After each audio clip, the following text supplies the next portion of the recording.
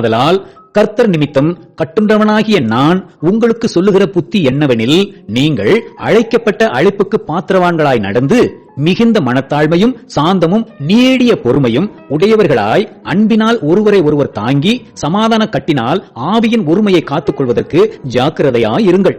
உங்களுக்கு உண்டான அழைப்பினாலே நீங்கள் ஒரே நம்பிக்கைக்கு அழைக்கப்பட்டது போல ஒரே சரீரமும் ஒரே ஆவியும் உண்டு.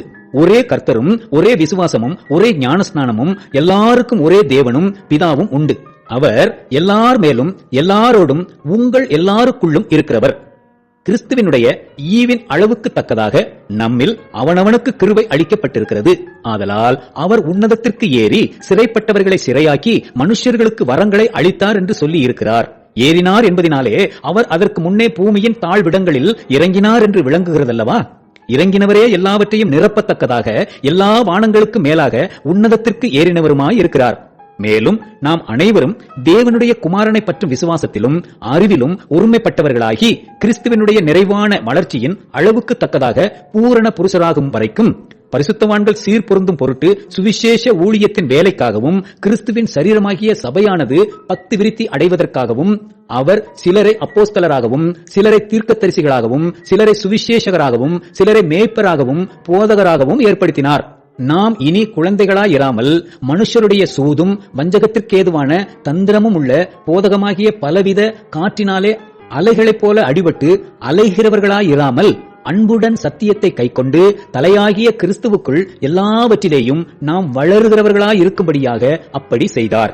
அவராலே சரீரம் முழுதும் அதற்கு உதவியாயிருக்கிற சகல கணுக்களினாலும் இசையாய் கூட்டி இணைக்கப்பட்டு ஒவ்வொரு அவயமும் தன் தன் அளவுக்கு தக்கதாய் கிரியை செய்கிறபடியே அது அன்பினாலே தனக்கு பக்தி விருத்தி உண்டாக்குகிறதற்கேதுவாக சரீர வளர்ச்சியை உண்டாக்குகிறது. ஆதலால் கர்த்தருக்குள் நான் உங்களுக்கு சாட்சியாக சொல்லி எச்சரிக்கிறது என்னவெனில், மற்ற புறஜாதிகள் தங்கள் வீணான சிந்தையிலே நடக்கிறது போல நீங்கள் இனி நடவாமல் அவர்கள் புத்தியில் அந்தகாரப்பட்டு தங்கள் இருதய கடினத்தினால் தங்களில் இருக்கும் அறியாமையினாலே தேவனுடைய ஜீவனுக்கு அந்நியராய் இருந்து உணர்வில்லாதவர்களாய் சகலவித அசுத்தங்களையும் ஆவலோடு நடப்பிக்கும்படி தங்களை காம விகாரத்திற்கு ஒப்புக் கொடுத்திருக்கிறார்கள். நீங்களோ இவ்விதமாய் கிறிஸ்துவை கற்றுக்கொள்ளவில்லை. இயேசுவினிடத்தில் உள்ள சத்தியத்தின்படியே நீங்கள் அவரிடத்தில் கேட்டறிந்து அவரால் போதிக்கப்பட்டீர்களே.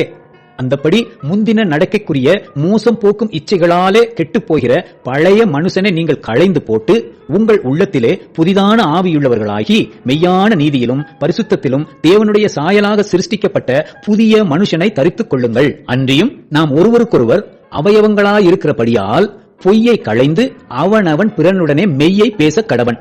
நீங்கள் கோபம் கொண்டாலும் பாவம் செய்யாதிருங்கள். சூரியன் அஸ்தமிக்கிறதற்கு முன்னாக உங்கள் எரிச்சல் தணிய கடவது. பிசாசுக்கு இடம் கொடாமலும் இருங்கள். திருடுகிறவன் இனி திருடாமல் குறைச்சல் உள்ளவனுக்கு கொடுக்கத்தக்கதாக தனக்கு உண்டாகியிருக்கும்படி தன் கைகளினால் நலமான வேலை செய்து பிரயாசப்பட கடவன்.